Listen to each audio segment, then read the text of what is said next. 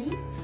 Ici, on explore ensemble les sujets du développement et la transformation du travail, de la carrière et l'équilibre de vie.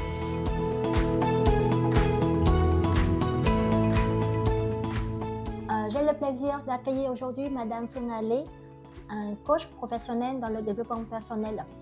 Madame Phương Lê a une carrière très inspirante. Elle a fait 16 ans d'expérience dans le domaine de finances de marché au sein de la banque d'investissement de la Société Générale, avant de faire une reconversion dans la restauration et puis maintenant devenir coach en développement personnel. Elle accompagne les individus et les structures dans leur transformation intérieure. Bonjour Phương Lê. Bonjour Mai, bonjour à tous. Merci d'être venue aujourd'hui.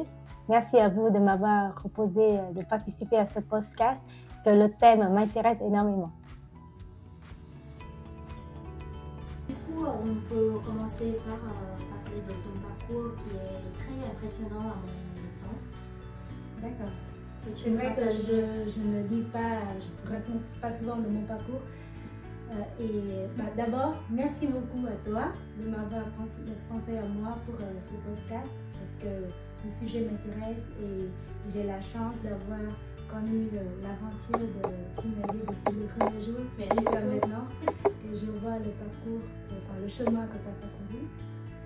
Parlons de moi. Disons que ces dernières années, j'ai fait beaucoup de choses. D'abord, mes expériences dans la finance avec 16 ans en banque de finance de marché. Quand tu connais Oula, on s'est rencontrés. Et là, j'ai fait un virée. J'ai décidé de quitter la banque pour ouvrir mon restaurant. Et maintenant, je suis coach en transformation intérieure. Disons, je dirais, c'est une quête de sens, d'être à ma place. Parce que j'ai besoin de me sentir d'être à ma place dans ce que je fais. Et c'est le restaurant, comment dire, qui m'a permis de finalement d'être devenue coach aujourd'hui.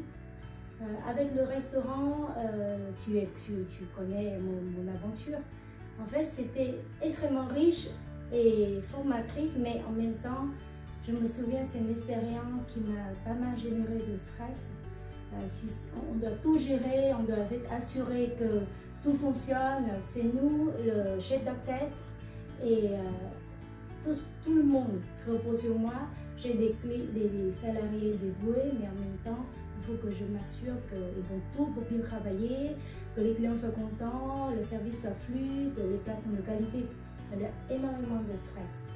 Et à ce moment-là, parfois, il y a des moments où je me doute de moi-même.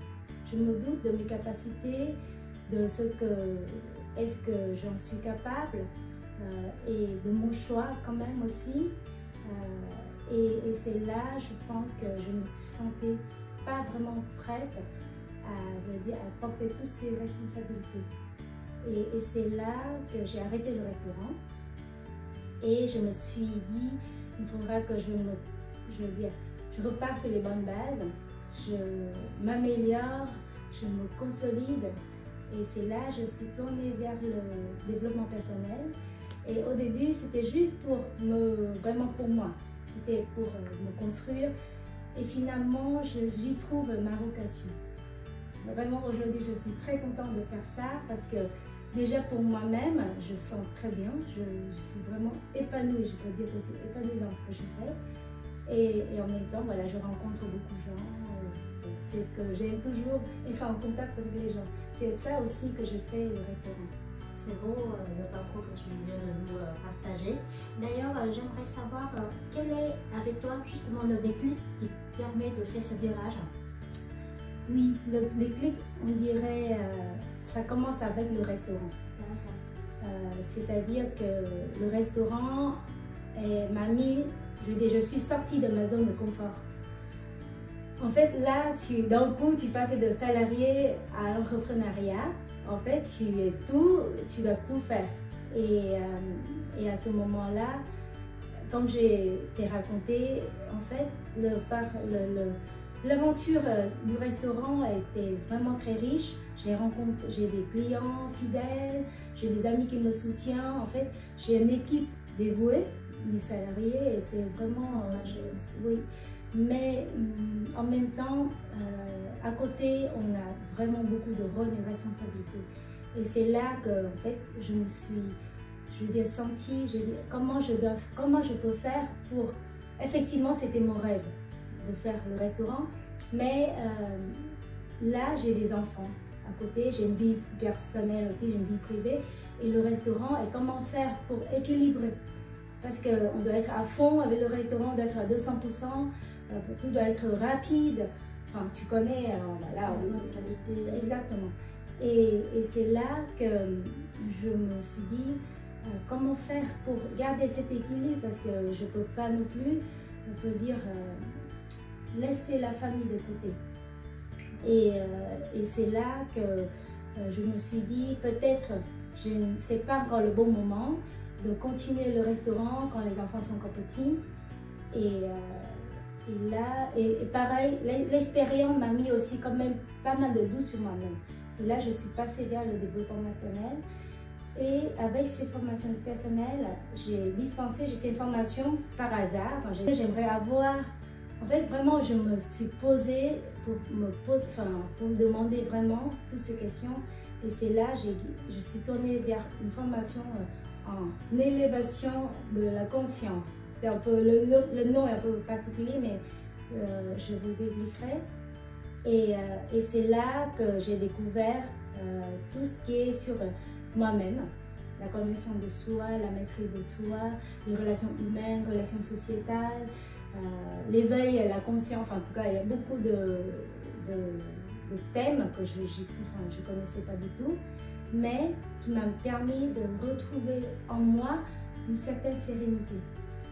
Et là, en fait, je me suis retrouvée le goût à la vie.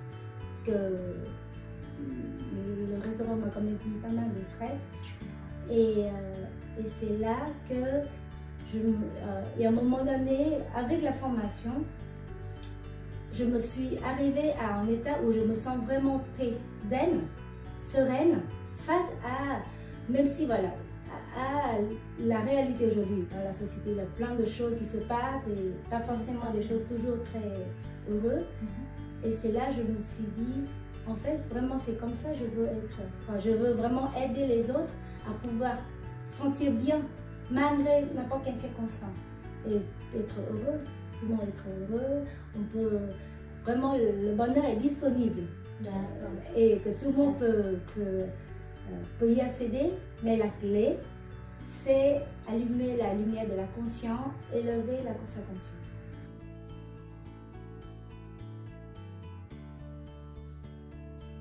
C'est très riche comme le partage du parcours que tu viens de nous partager. D'ailleurs, justement, c'est le sujet de notre podcast aujourd'hui. Comment on peut savoir à quel moment d'être coaché? Parce qu'il y a beaucoup de gens qui hésitent d'être accompagnés et même peut-être il y a des signaux à identifier pour ce besoin d'accompagnement. Oui, alors pour répondre à ta question, comment faire, alors quel moment on doit se dire qu'on a besoin d'accompagnement? Alors déjà, il ne faut pas être accompagné au moment quand tout va mal, quand on est vraiment, on n'a plus aucune issue, on a dit, mais il y a quand même bien des alertes, des signaux à écouter avant bien cela, parce que même au moment où il y a des moments, pas forcément des problèmes, mais tu as envie d'avancer, tu as envie de progresser dans la vie, mais tu n'arrives pas. C'est déjà aussi, cette sensation, ça aussi, c'est déjà un signal pour te dire qu'on peut peut-être demander de l'aide. Je dirais qu'aujourd'hui, on est un peu déconnecté de la réalité, c'est-à-dire qu'on vit beaucoup dans nos problèmes sans vraiment ouvert à le reste dans le monde, dans le reste qui nous entoure. Et par exemple, un signal très marquant qui peut vraiment vous alerter tout de suite, c'est votre sensation au réveil. Normalement, après une nuit, bien se reposer, dormir, au réveil, on doit se sentir bien. Et j'ai dit, voilà, prêt à commencer une nouvelle journée. Mais vraiment être honnête avec vous-même, observez-vous comment vous sentez le matin. Vraiment juste au réveil, pas besoin, voilà. Avant de faire quoi que ce soit, si vous, dès votre réveil, vous commencez déjà une baisse d'énergie et dire j'ai pas envie de commencer. J'ai pas envie de faire ce que j'ai à faire aujourd'hui. Voilà. Donc déjà ça, c'est pas normal. C'est pas normal. Donc, ou bien simplement vous levez, au lieu d'être voilà, en se sentant en forme, vous avez vraiment une sensation neutre, je veux dire, sans vraiment dans le négatif, mais vous n'êtes pas non plus très enthousiaste. Déjà, seulement ça, c'est aussi déjà des premiers signes pour dire peut-être je peux en parler, demander, je veux dire, un accompagnement. Maintenant, après, il y a des gens qui doivent faire face aujourd'hui à des vrais problèmes, des problèmes de relations dans la vie privée, des problèmes de couple ou des problèmes dans le travail. Vous n'êtes pas enthousiaste dans votre travail, vous avez envie de changer, mais vous n'arrivez pas, vous ne savez pas ce que vous voulez faire, vous tournez en rond. Ça aussi, ou simplement, c'est tout le temps en stress. Vous avez trop de choses à faire, vous êtes débordé, vous avez une charge mentale énorme. Voilà, vous avez le travail, les enfants, la carrière. Il y a énormément de choses le quotidien, la routine, qui fait qu'en fait, vous n'êtes pas bien. Et ça aussi, il ne faut pas rester dans ces situations-là. Parce qu'en fait, il y a des solutions. C'est vraiment très simple. On peut, nous, j'ai des clients où en fait, ils sont venus me voir et avec 2 ou 3 séances, et c'est fini en fait. Elle est repartie parce qu'il ne suffit pas, parfois on est bloqué sur quelque chose, mais on ne savait pas et c'est là qui nous freine. Donc, être attentif à comment vous sentez et si vous êtes, voilà, c'est normal, il y a des moments qu'on sent moins bien, d'autres moments, mais si en général vous ne sentez pas très bien, il faut vraiment se faire accompagner. Donc là, c'est le coaching qui permet de mieux... Il y a effectivement, aujourd'hui, on a plusieurs professionnels, on a les coachs, on a les psychologues, on a plein de types Effectivement, je peux comprendre que pour les clients, ils peuvent être un peu perdus vers qui ils doivent tourner. Mais en tout cas, vers la personne que vous sentez, peu importe, au moins en parler. Et ensuite, nous, parfois, si ça dépasse mon champ d'intervention, j'oriente vers le bon interlocuteur. En tout cas, il ne faut pas rester seul. D'accord. Et pourquoi c'est important de ne pas rester seul justement face à ces moments difficiles?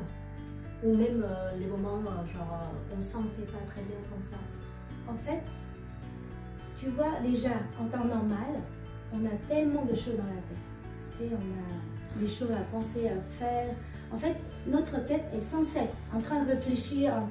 Elle a même en pause, même quand tu dis, voilà, je prends une pause, et ben, ton tête elle continue à tourner, continue à les penser. En fait, on ne peut pas arrêter de penser.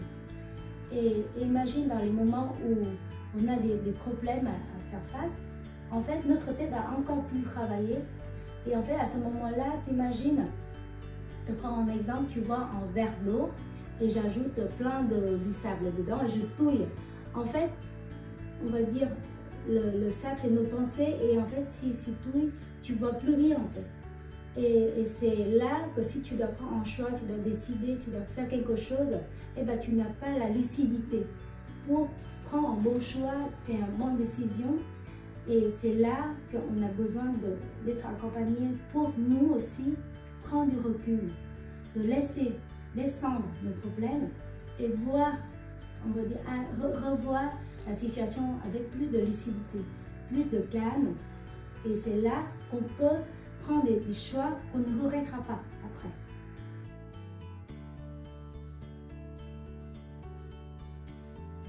Bah, du coup, après 15 ans d'expérience en finance de marché, dans les salles de l'abandonnement de la Société Générale, après passer quelques années en restauration et maintenant devenir coach en développement personnel, le moment où tu as lancé ton accompagnement, c'est fin d'année 2023, à mes connaissances.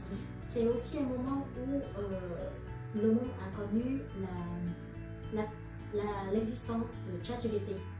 Et du coup, il y a plein de questions qui se posent au sujet du développement personnel et aussi d'outils de l'IA. À ton avis, est-ce que l'IA peut être vue comme un risque pour le développement personnel, par exemple le risque de dépendance de cet outil, ou autrement c'est un outil qui peut nous aider à mieux nous développer? Oui, on a connu ces dernières années vraiment une montée de l'IA. Pas que ChatGPT, mais il a énormément d'outils d'intelligence artificielle.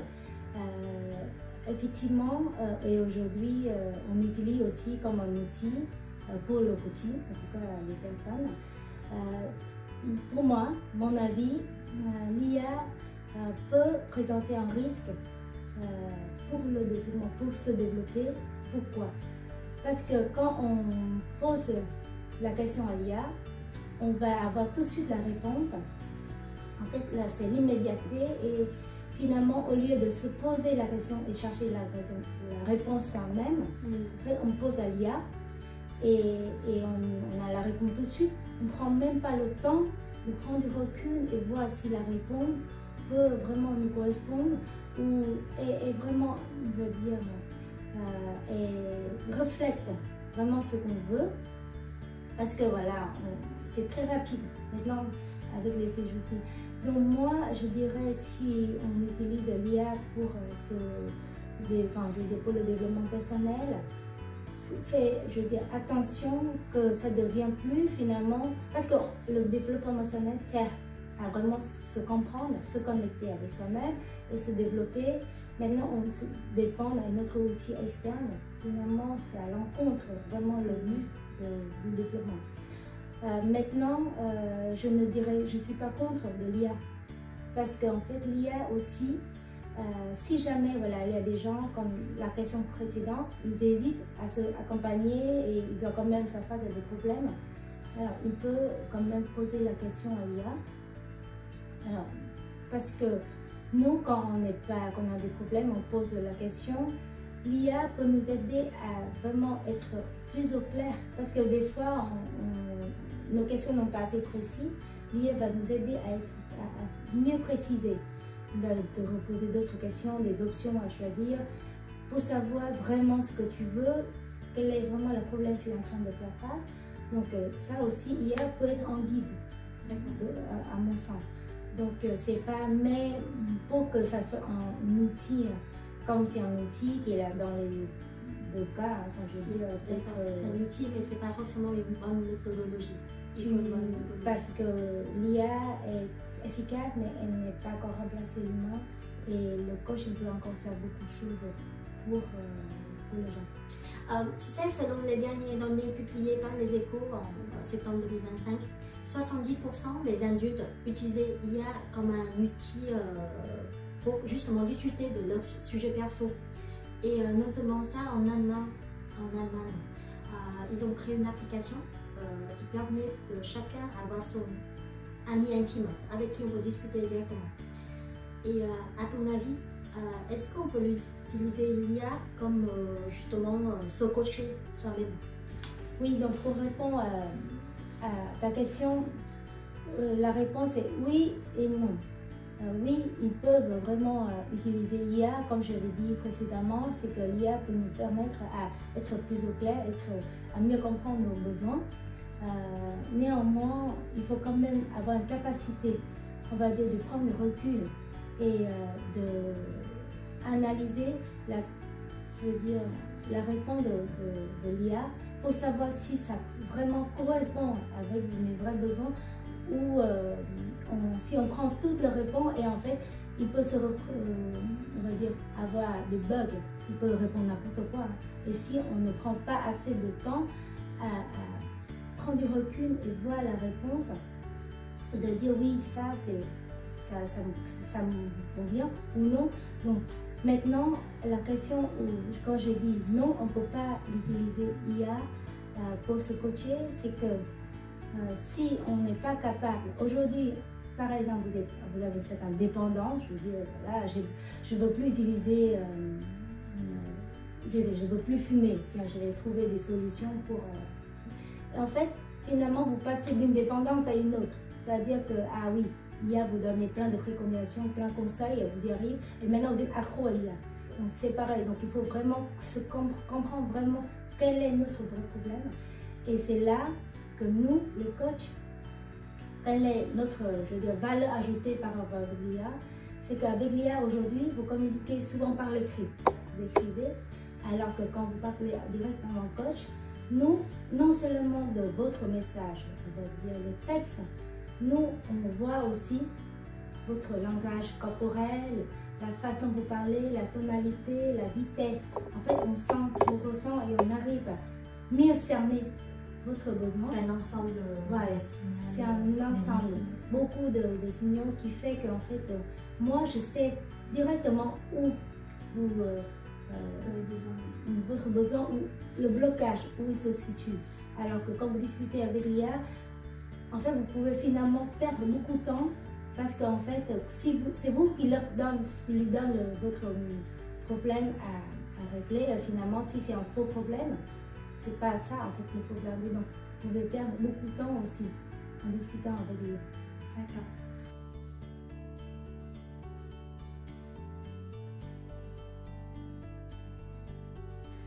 Merci beaucoup pour tout ton point de vue à ce sujet de l'IA. Justement, j'aimerais bien qu'on parle un peu plus de comment tu peux accompagner les clients. Et on peut déjà peut-être commencer par quels sont les besoins actuels que tu as pu identifier depuis la début de ta carrière comme coach personnel. Moi, ma formation, c'était le coaching en transformation intérieure. Alors, ce terme, il est encore assez nouvelle pour tout le monde, pour la plupart des gens. Donc, mes premiers clients, ils viennent me voir, ils ont un problème précis. Par exemple, il y a des personnes qui sont en reconversion, ils passent de salariés en indépendants et du coup, même s'ils ont beaucoup d'expérience en tant que salariés, mais en passant dans une autre mode de travail, ils ont quand même besoin d'accompagnement. Et donc, ils viennent me voir pour des problèmes assez précis. Donc, je leur aide, je les accompagne sur leurs besoins précis. Mais ma spécialité, la transformation intérieure, en fait, ça, c'est la fondation. Parce qu'aujourd'hui, la manière où on se comporte, la manière où on réfléchit, en fait, ça donne directement, je veux dire, ça a un impact directement sur notre vie. Et tout ça, en fait, on ne se rendait pas compte. On pense, voilà, on a besoin de changer. Si on a une mauvaise habitude, on veut passer sur un autre. Donc là, on va dire c'est plutôt du coaching comportemental. Aujourd'hui, on est soustrait dans une charge mentale énorme. On va aller voir en coaching mental. On a des coachings pour des problèmes très précis. Mais mon cœur de métier est vraiment préparer ou partager aux gens une base, une fondation. Et à partir de là, eux, ils peuvent vraiment se développer, on va dire, sereinement et durablement. Et en fait, ils sauront exactement quel est le bon comportement, quelles sont les pensées à garder et chasser les pensées négatives. En fait, mon travail est un peu plus profond. Et c'est pour ça, parce qu'on travaille vraiment à l'intérieur. C'est un peu la spiritualité. Mais j'utilise moins ce terme parce que parfois, il y a des gens qui sont sensibles, d'autres non. Mais la spiritualité aussi, ça fait partie du coaching que je fais. Donc, si je résume bien, il y a des besoins plutôt temporaires qu'on peut voir tout de suite. Et il y a aussi des besoins qui sont plus profonds. Justement, quelles sont les évolutions que tu as pu remarquer ces dernières années? Est-ce que ces problématiques, ça date depuis longtemps ou comment ça change avec, durant ces dernières années? Alors, moi, j'ai remarqué que les gens, ils se posent ces questions de reconversion. La reconversion est devenue, on va dire, un besoin central, quel que soit l'âge. On n'est plus, avant, on peut travailler sur un même métier, on peut faire le même travail pendant toute la carrière. Maintenant, les gens se posent la question de la reconversion. Donc ça, peut-être, je dirais, c'est aussi cette époque-là, avec le numérique, avec Internet, avec l'IA, ça a changé énormément le marché du travail. Aujourd'hui, il y a beaucoup de métiers qui ont été automatisés, finalement, on va dire remplacés par des machines. Donc, il y a des métiers qui n'existent plus. Donc, les gens, quelque part, je veux dire, la conjoncture qui fait qu'ils sont obligés de changer, de convertir parce que leur métier n'existe plus. Effectivement, il y a des gens qui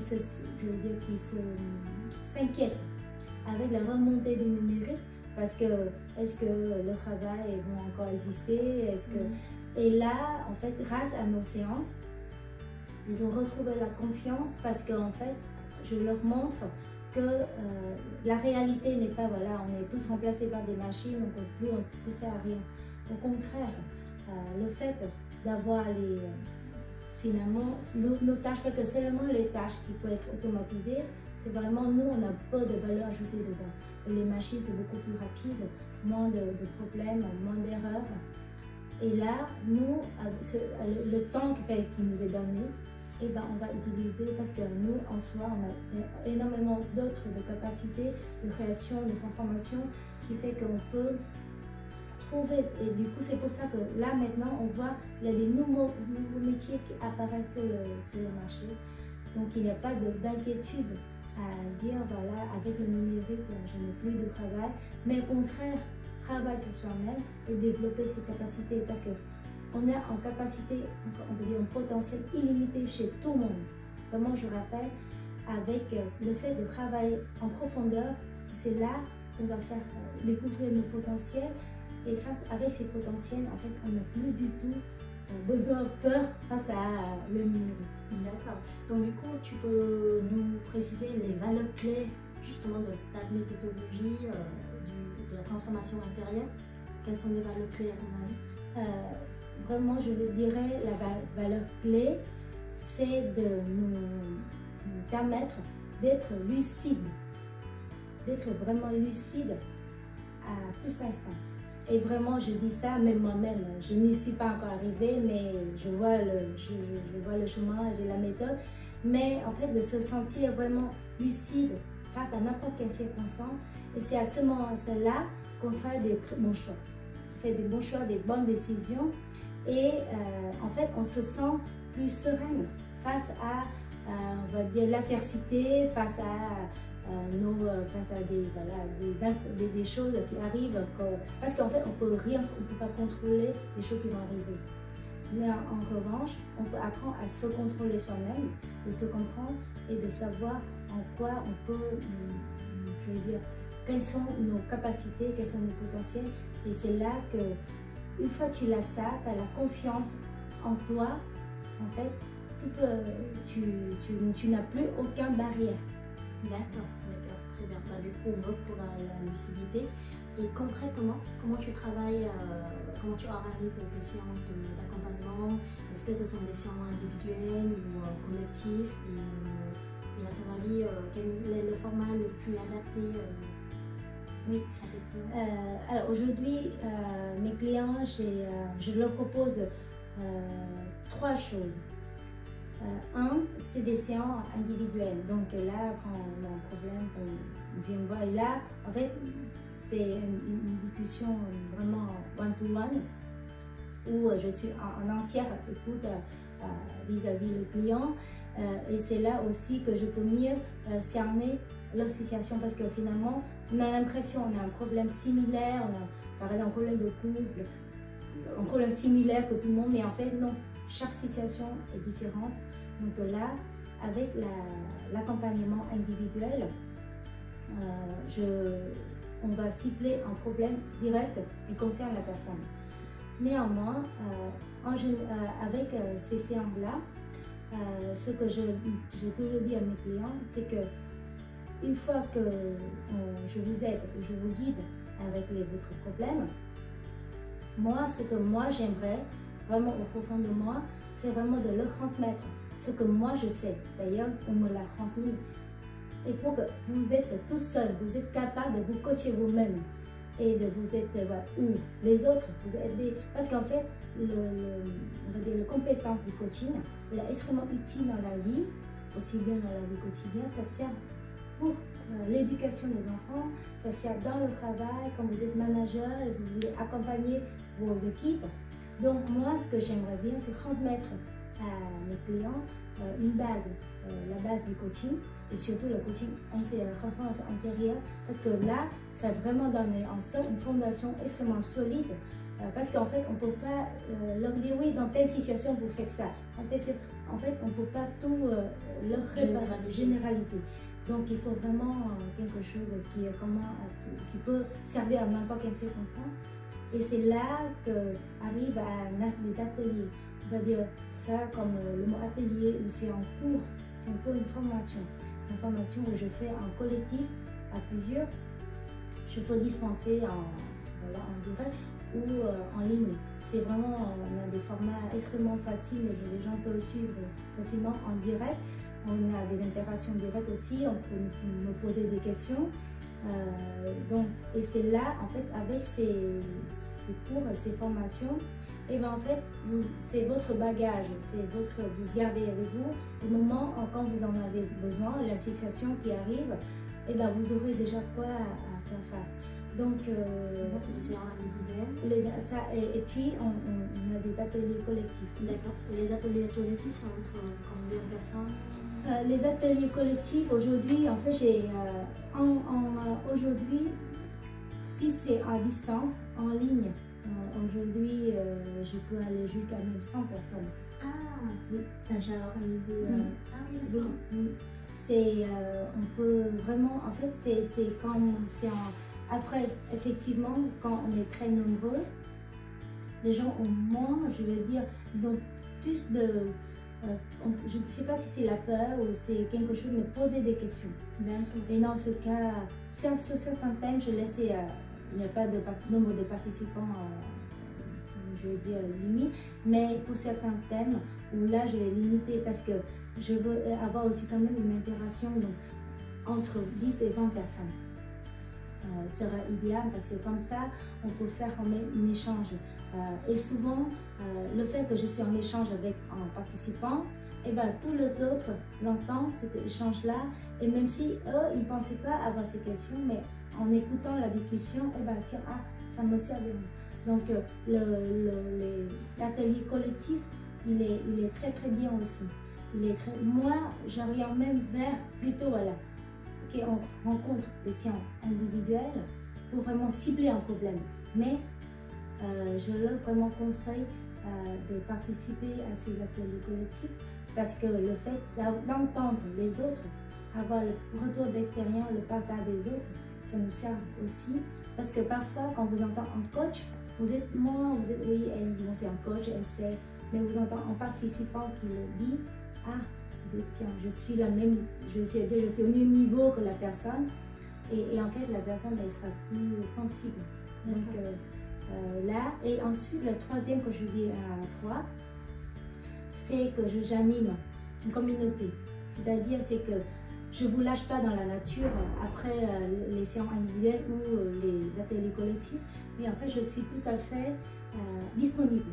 Voilà, vous pouvez me contacter, vous pouvez me poser des questions. Voilà, je suis restée disponible par email, par message. Et pour que voilà, vous avez finalement rencontré quelque chose, vous n'avez pas forcément besoin de prendre une séance, donc c'est une question rapide. Et bien là, je suis restée disponible également pour toute question. Et aussi, parfois, ils me racontent leur victoire. Voilà, grâce à ça, ce que j'ai appris chez toi, donc on est resté en contact après nos séances. Est-ce qu'il y a des exemples de ta réussite, d'accompagnement que tu peux nous partager? Oui, j'ai une cliente, elle a plus de 20 ans d'expérience en finance. Elle est passée en consultante, en indépendante. Et au début, ça se passe très bien. Et puis après, elle n'a plus de mission du tout. Et là, elle était en stress.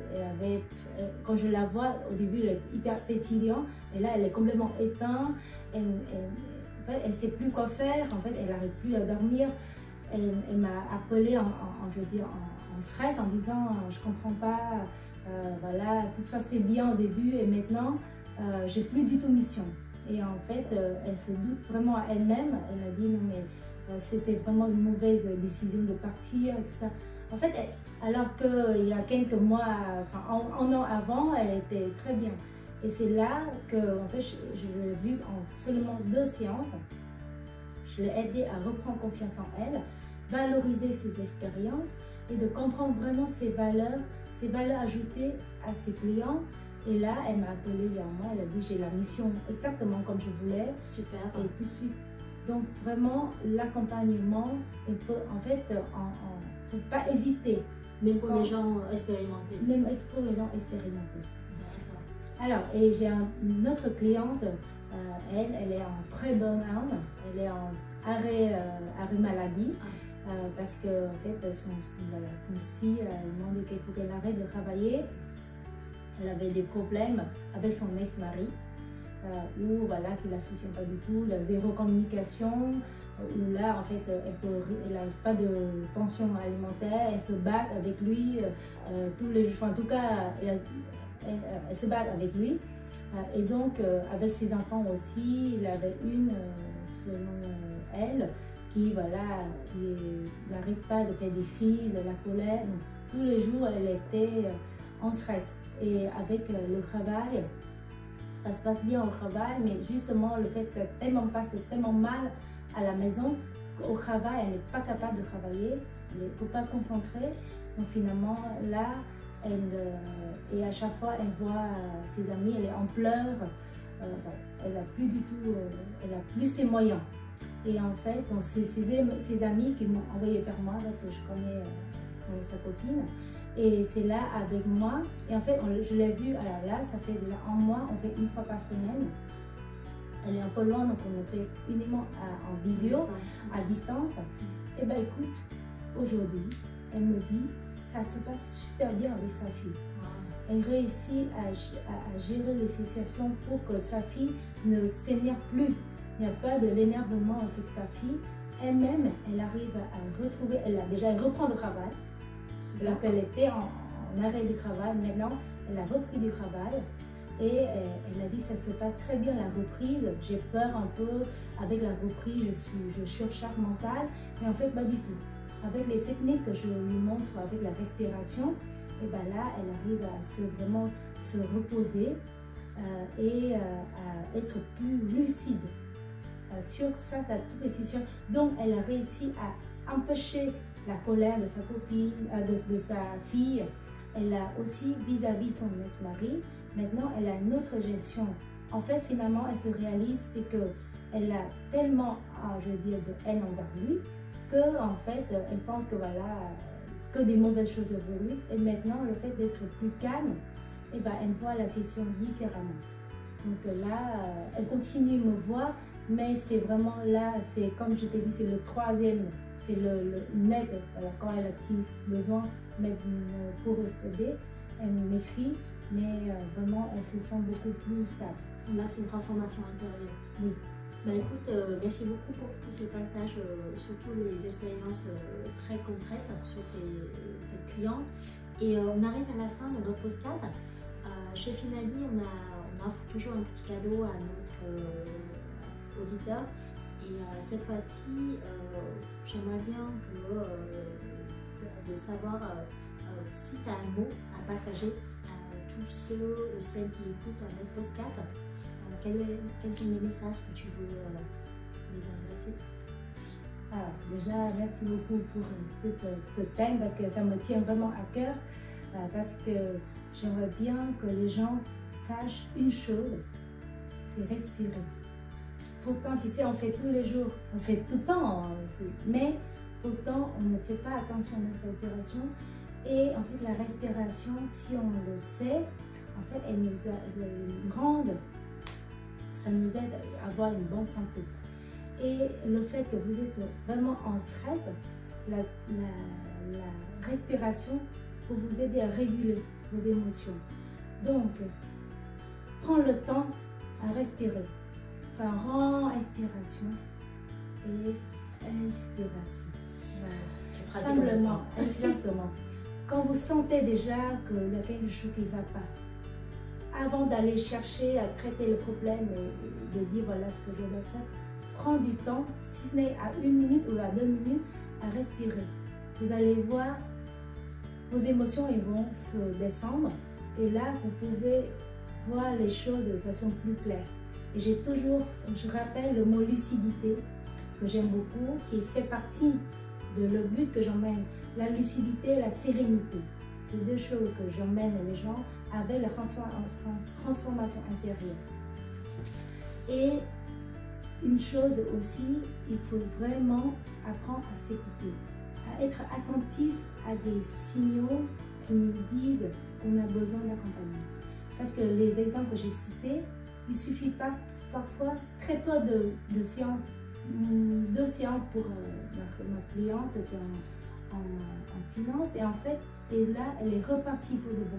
Vous ne restez pas avec vos blocages, ne tournez pas en ronde, voilà, je ne sais pas par quelle raison, par peur, par je ne sais pas, quelque chose, mais vraiment parlez-en en professionnel, en coach ou en psychologue, peu importe, mais restez pas dans vos problèmes.